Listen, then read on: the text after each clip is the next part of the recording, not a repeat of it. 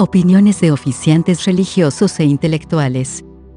Después de estas largas descripciones y explicaciones, nos parece adecuado ofrecer los puntos de vista y opiniones emitidas, tanto por oficiantes como por investigadores, de los sistemas mágicos religiosos que hemos venido estudiando aquí. Las transcribimos textualmente y debemos advertir al lector acerca de ciertas incongruencias y contradicciones en lo que a visiones e interpretaciones del santo milagroso se refiere. Su valor está dado por la calidad de los entrevistados y por la pertenencia a un ámbito no tomado en cuenta nunca o casi nunca por el mundo académico cubano, generalmente concentrado en La Habana. El oriate, palero y muertero Vicente Portuondo nos sorprendió por la explicación referida a la relación entre la cosmogonía espiritual africana y la asimilación en ella de entidades procedentes de otros sistemas religiosos. Ejemplifica muy bien el caso que nos ocupa en los siguientes términos. En el campo de Ocha u Oricha, se adora a San Lázaro como Babaluaye,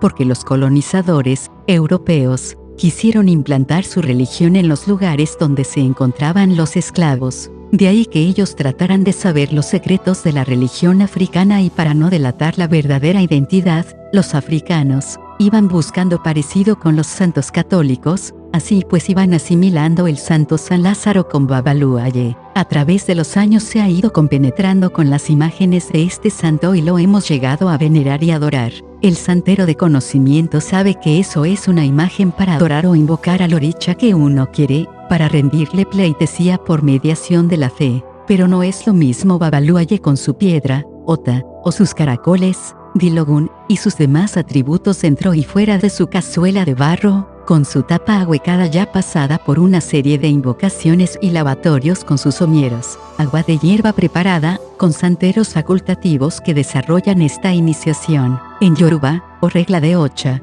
ya no es lo mismo decir San Lázaro que Babaluaye, o San Lázaro, santo, espíritu o muerto. Existe una contradicción entre numerosos oficiantes de estas religiones populares cuando hablan acerca de si San Lázaro es un espíritu, un santo o un muerto. Justina Torres, espiritista santiaguera, nos proporcionó su punto de vista en torno a este asunto. Se dice que esos santos son espíritus, yo le pido como santo, pero lo tengo como espíritu y son espíritus que pasaron a ser santos, no son muertos, repito, son espíritus que en su trayectoria pasaron a ser santos y San Lázaro es un santo. Fíjate que yo digo, comillas ay, papá, viejo mío, lo presento así como santo y así lo llevo dentro. La oficiante anterior se mantiene en la esfera del conocimiento que gira en torno a la cosmogonía espiritual, sin salirse de ella por carecer, tal vez, de otro tipo de conocimiento que no sea el propio. Otra es la perspectiva cuando se le mira desde las religiones cubanas de base africana. Así, veamos la visión radicalmente distinta ofrecida por Vicente Portuondo, representante destacado de estas. Dentro de mis conocimientos prácticos y religiosos, como oriate y consejero ritual de la religión yoruba y, además, por mis conocimientos investigativos, entiendo que Babaluaye no es santo de asiento, sino un santo que se recibe por circunstancias, es decir, un santo de Adimu, porque se entiende que en parte Babaluaye es muerto. El baracoense Laurence Zúñiga, conocido pintor naif, quien en sus obras trata mucho el tema de los orichas, nos ha ofrecido su opinión. San Lázaro no es más que una leyenda cristiana, no una leyenda de la santería. Fue un muerto resucitado por Cristo y no hay más que esa historia del hombre que llegó a ser obispo de Marsella. San Lázaro es un muerto porque fue un hombre que vivió y lo enterraron, entonces el clero lo santificó. No es un santo místico, es un santo que vivió según la Biblia, es decir, un santo como otros que existieron de verdad. Para mí no es un santo, es un muerto convertido en santo por la Iglesia Católica, pero se adora como santo y realmente es un muerto. Este pintor nos describe cómo esa interpretación lo lleva a su recreación artística mediante el dibujo y los colores. En cuanto a mi creación artística, lo he tratado mucho, lo he recreado porque lo que hago con los orichas es recrearlos, retomo sus leyendas y las recreo, lo hago desde mi punto de vista como pintor, como lo veo. Entonces le he recreado sobre un perro, a veces encorvado con una vestimenta de yute, semidesnudo con toda la piel llena de llagas y una soga y un burro que lo guía. Esto del burro lo hice porque lo leí en una cita de Cofiño, en su novela, Cuando la sangre se parece al fuego. Hay una vista donde San Lázaro es tirado por un burro. En ocasiones lo recreo caminando por el Monterío, por la jungla cubana, acompañado de muchos perros, a veces en una nube, con bastón, en fin, de muchas formas, porque creo que es válido recrearlo. Es imposible olvidarlo y creo que todo artista cubano, de una manera o de otra, lo ha hecho. La visión de San Lázaro, oriental y occidental.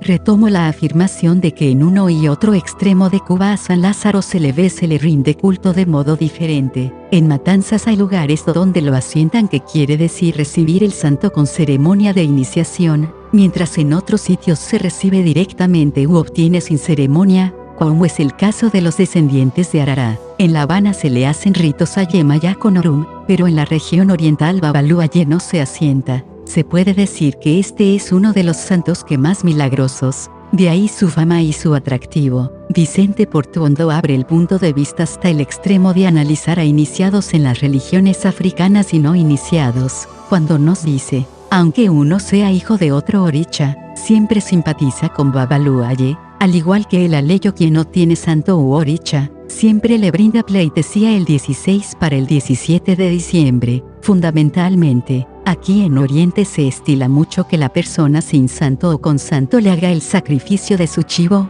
su gallo jabao, su paloma. Simplemente, si la persona no tiene santo hecho, coge un recipiente vacío. Unos ponen a San Lázaro adentro, otros no, con su fe de que están cumpliendo con él. No todo el que tiene santo hecho, tiene a Babaluaye recibido y, en este caso, buscamos la forma de hacerlo parecido al aleyo, y con la misma fe. Claro, el que tiene este santo, lo haría con más auge, acudiría a coger obi, coco, es decir, los 4 pedazos de coco, para por mediación de ellos comunicarse con los del más allá, o sea, con los astros o con los dioses que ellos van a invocar. La posesión en San Lázaro. En cuanto a las formas de comportarse la persona poseída por San Lázaro, existen coincidencias entre los oficiantes. En sus bailes rituales casi siempre aparece como enfermo, torcido y con las manos engarrotadas. En el acto de la posesión, muchas personas utilizan su escobilla de palma de corojo y, en ocasiones, afecta mucho a los posesos, a consecuencia de su poder descomunal. Justina Torres es una espiritista de avanzada edad quien, aunque siente menguadas sus fuerzas y energías, muestra un amor y devoción muy fuertes por su altar. Esta anciana remontó el tiempo en que estaba en plenas facultades físicas para ser objeto de posesión de San Lázaro. Yo lo he montado, ya no lo hago, pero en mi juventud lo montaba mucho, es muy poseído. Yo montaba el santo San Lázaro y cuando lo hacía me revolcaba, rodaba como una piedra. Los santos se van modificando mucho, hay un momento que están salvajes. Yo cuando montaba a San Lázaro, cogía una muleta y me arrastraba con la muleta. Su baile parece el de una gente enfermiza. A mí me gusta mucho. Cierre.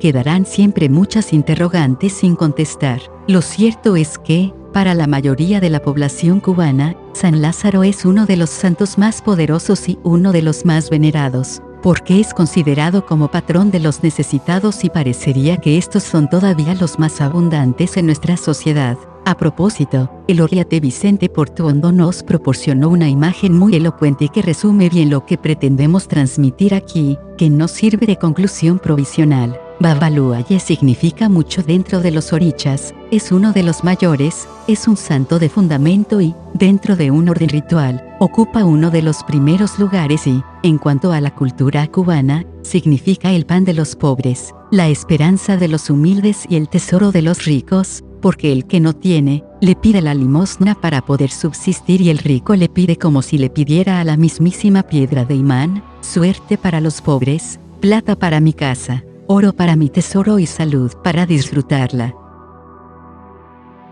Muerterismo o regla muertera. Hace ya mucho tiempo cobré conciencia de la necesidad de escribir un trabajo dedicado exclusivamente al concepto del muerto en la cultura cubana y a todo lo relacionado con él en la práctica religiosa de mis compatriotas. Otros colegas míos han sido más constantes, rigurosos y afortunados. Yo, Como sé que soy inmortal, no me impaciento por mis carencias y espero tiempos mejores. Algún día dispondré en mi país natal del tiempo y el sosiego indispensables para emprender empresa de tanto valor, para la que se necesitan también peculio personal y recursos materiales que ahora allí son muy escasos. El libro El Espiritismo en Cuba constituye una continuidad de otros estudios ya publicados en Cuba y fuera de ella. Asimismo, pretende ser un avance de esa intención largamente acariciada. El presente artículo extraído de él no pretende ser más que una aproximación muy somera al tema que aquí me ocupa, preparada para una enciclopedia de las religiones afrocaribeñas que tiene en curso la Universidad de York, de Canadá. Debe ser entendido, pues, como las puntadas de una tela mayor que se tiene en mente, pero no acometida por falta de capacidad y concentración de este tejedor que, como tropical arácnido, prefiere mecerse en el espacio, solazarse ante el resplandor del sol, antes bien que dar por definitivas algunas de sus flacas ideas. El muerterismo es un fenómeno religioso que tiene como objeto principal el culto al muerto, una categoría de la espiritualidad del cubano aún sin explorar. Más concretamente, nuestros creyentes colocan al lado de este enigmático concepto un patronímico y dicen con toda seguridad el muerto africano, con lo cual aluden a los ancestros sanguíneos o espirituales cuyo origen es ubicado en África. Esta pertenencia étnico-cultural pone de manifiesto su profunda vinculación con una tierra mítica semejante a la Guinea de donde vinieron los loas o espíritus del panteón del vodú haitiano. A su vez, es una remisión a un centro y a una fuente de poder excepcional que los sitúa en condiciones privilegiadas, diría yo que en un punto de altura superior al que ocupan los espíritus criollos o no nacionales que se presentan frecuentemente en las prácticas del espiritismo en Cuba, en cualesquiera de sus variantes. El muerterismo nos remite al fenómeno más antiguo de la religiosidad del pueblo cubano, al de un estadio primigenio de encuentro y engarce de los componentes que irían dibujando la peculiar manera de relacionarse una comunidad étnica con lo sobrenatural. En otro lugar he dicho que es el antecedente más remoto de esa misma religiosidad cuyas fibras empezaban a formarse entonces. Posiblemente no sea aventurado apreciarlo como uno de sus elementos constitutivos o de base. Se remonta a la época de la colonia, en que a los negros se les mantenía encerrados en las ergástulas construidas por la plantación esclavista. Ellos, entonces, llegaron a ser mayoría en la población de la isla y valiéndose de diversos mecanismos fueron introduciendo elementos de su espiritualidad negada, hasta el punto de influir en la configuración de la mentalidad de aquella sociedad depredadora. Entre las ideas y creencias religiosas de los esclavos, se destaca su peculiar modo de relacionarse con los ancestros o espíritus de sus antepasados, así como determinadas costumbres asociadas con la veneración a los espíritus de los familiares fallecidos. Es lo que corrientemente se denomina culto a los muertos, presente en todos los grupos étnicos y comunidades étnico-culturales que entraron a Cuba a consecuencia del tráfico negrero. El muerterismo se corresponde con el periodo en que el brujo médico africano no había podido reproducir en estas nuevas tierras Sunganga, lo que se ha definido como el receptáculo u objeto donde se concentran las fuerzas mágicas en que creen ciegamente los esclavos de origen bantú, que en Cuba reciben el etnónimo genérico de congos. En sus artes medicinales y nigrománticas, el hechicero se valía exclusivamente del muerto, que es la fuerza inteligente encargada de dar coherencia y direccionar los elementos constitutivos del mencionado adminículo. No obstante, el sacerdote era la nganga misma,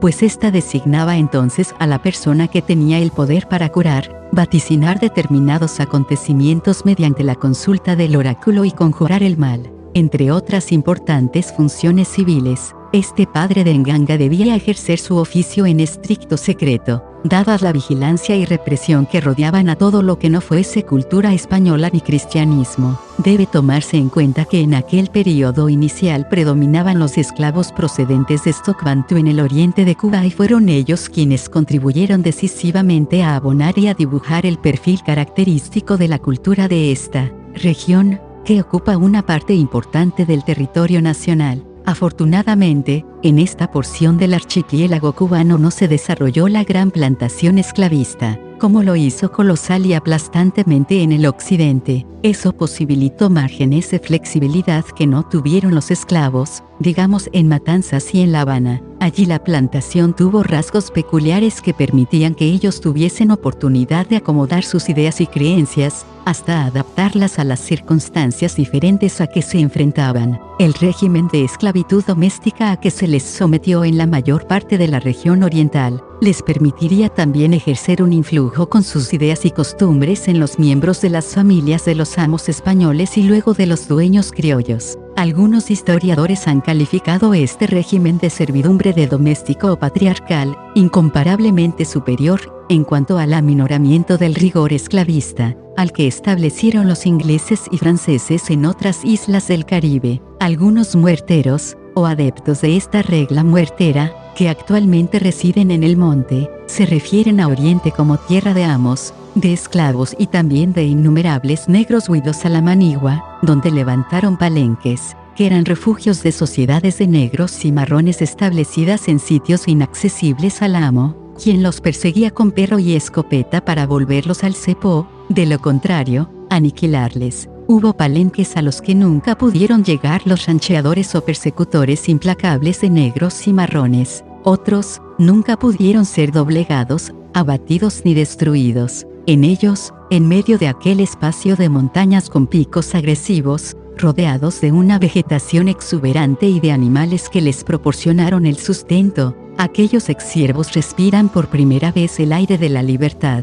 Fueron los negros en Cuba, no los hispano-cubanos ni los criollos, quienes acrisolaron la idea de la independencia, como bien ha señalado el escritor cubano Alejo Carpentier en una de sus magistrales comparecencias en la televisión. Siempre me he preguntado, ¿cómo practicaban aquellos ex-esclavos la religión de sus ancestros, en medio de la soledad del bosque y libres de la mirada inquisitorial de sus antiguos amos? Fue allí donde se construyó el recipiente, de barro o de metal, que luego se llamó nganga. He insistido en la importancia de los estudios regionales para el conocimiento de fenómenos que a veces son locales, como el de las religiones tradicionales de base africana del pueblo cubano. Las presentes notas me hacen volver la mirada en torno a una región que pudiese servir para ilustrar mi afirmación, porque ha sido Oriente ahora dividido en 5 provincias, escenario de acontecimientos decisivos en nuestra historia y espacio donde se han producido procesos que han estado en la base de la formación del etnos cubano y de nuestra cultura nacional. Para no apartarme de mi objeto, la aparición del espiritismo de cordón, la entrada del vodú procedente de Haití y los rasgos diferenciados que poseen la regla de Osa o santería y la regla conga, obligan a pensar que lo afirmado para el occidente del país no siempre es válido para el resto y menos aún lo es para su extremo oriental. Estos fenómenos que surgen o en su desarrollo inicial pueden calificarse de locales, pronto dejan de tener ese carácter para insertarse con toda propiedad en el ámbito nacional. Existen otros factores históricos que a la larga se han convertido en diferenciantes. Así, a lo largo y ancho de la accidentada geografía de Oriente que posee el sistema montañoso más importante de la isla y también los montes más altos, se regó primero la sangre de la población aborigen y luego la del negro, cuando ambos, en momentos diversos, se enfrentaron, primero uno, al conquistador y, luego ambos, al colonialista europeo. Verdaderas masacres en las comunidades de aquellos apacibles e ingenuos habitantes se protagonizaron aquí, como reales fueron las cacerías de los africanos furtivos que eran muertos en la mayoría de los casos en que se les sorprendía en sus improvisados campamentos. Ambos hechos sangrientos, repetidos tantas veces, ostentan el triste calificativo de la mayor crueldad. Con demasiada frecuencia los historiadores han olvidado que en esta tierra se reunió tempranamente la sangre del indio y la del africano,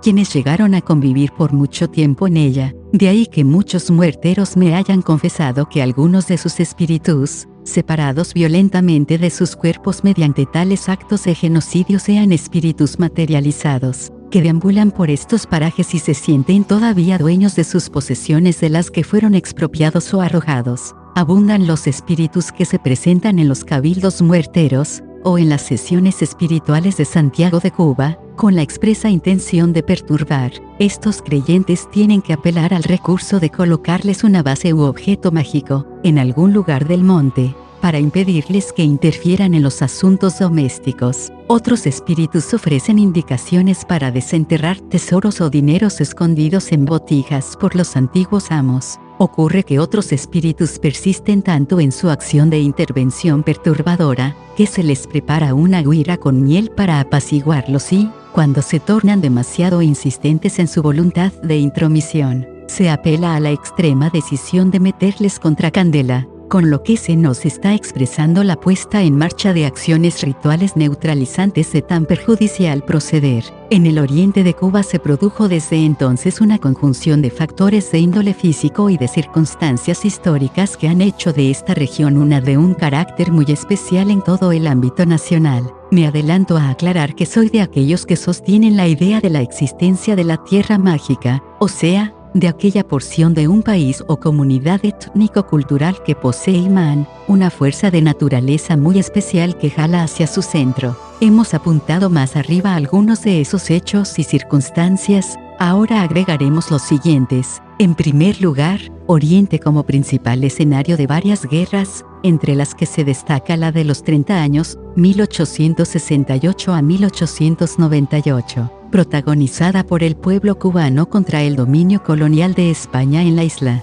A ella siguió una lucha, en extremo prolongada, para acabar con la opresión de las oligarquías domésticas, aliadas al imperio yanqui que hizo del nuestro una neocolonia. A partir de esta última fecha en que intervino en los destinos de la mayor de las Antillas, esa lucha daría al traste con el gobierno de facto instaurado, en 1952, por el tirano Fulgencio Batista, quien escapó del país en 1958. Cabe aquí señalar la guerra denominada de los negros, ocurrida también en Oriente en 1912. Esa ha sido la única en la historia de Cuba con un marcado carácter racista, lógicamente en contra de la población negra y mulata que era, y es, mayoritaria en la franja sudoriental y que se alzó en armas con la demanda de que se introdujeran cambios significativos en el orden económico, social y político. Fue bárbaramente ahogada en sangre por el gobierno de turno, lo cual hizo que la cifra de muertos haya sido estimada en 30.000 personas. Por supuesto, casi todas de los sectores de la sociedad cuya pigmentación de la piel no era precisamente la blanca caucásica.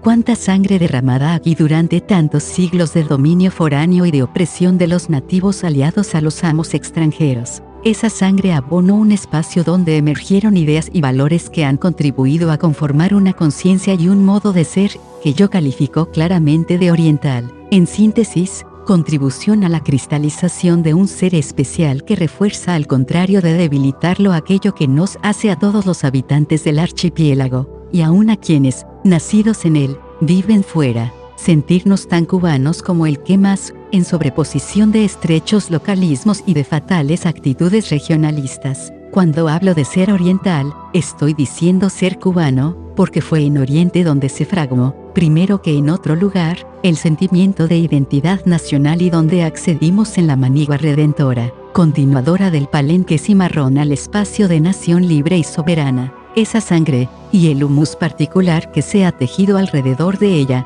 han posibilitado que los adeptos de la regla conga denominen a Oriente con una palabra asaz significativa, Cunanfinda, que en su lengua quiere decir tierra de muertos. No estoy privilegiando con lo dicho a una región ni a sus habitantes. Tampoco pasa por mi cabeza la estrecha idea de que la regla muertera sea un fenómeno privativo de ella. Simplemente, este fenómeno ha sido descubierto y observado en ella, así como continuamos estudiándolo allí con la pretensión de dejar sentada la existencia de esta religión en franco proceso de expansión a lo largo del país. Se trata de una expresión más del espiritismo, que es, en mi concepto, el sistema de pensamiento religioso popular que ostenta el carácter de ser nacional, por encima de cualquier otro.